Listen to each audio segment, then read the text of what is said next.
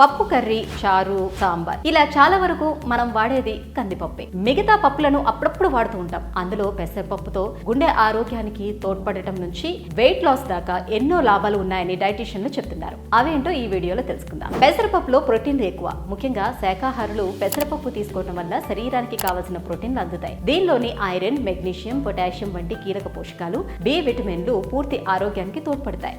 Vitamin C, ఈ చర్మం నిగారించేలా చేస్తాయి. ఇతర పప్పులతో పోలిస్తే పెసరపప్పుతో అందే క్యాలరీలు తక్కువ. బరువు తగ్గాలనుకునే వారికి మంచి ఆప్షన్. పొట్టుతో కూడిన పెసరపప్పు పూర్తి పెసర్లతోటి శరీరానికి ఫైబర్ అందుతుంది. అది జీర్ణ వ్యవస్థ పనితీరును మెరుగుపరుస్తుంది. దీనిలోని పొటాషియం, యాంటీ ఆక్సిడెంట్లు రక్తపోటును నియంత్రణ ఉంచేందుకు తోడ్పడతాయి. ఇది గుండె ఆరోగ్యానికి మేలు చేస్తుంది. పెసరపప్పు గ్లైసిమిక్ ఇండెక్స్ తక్కువ. తిన్న వెంటనే బ్లడ్ షుగర్ పెరగడం వంటి సమస్య ఉండదు.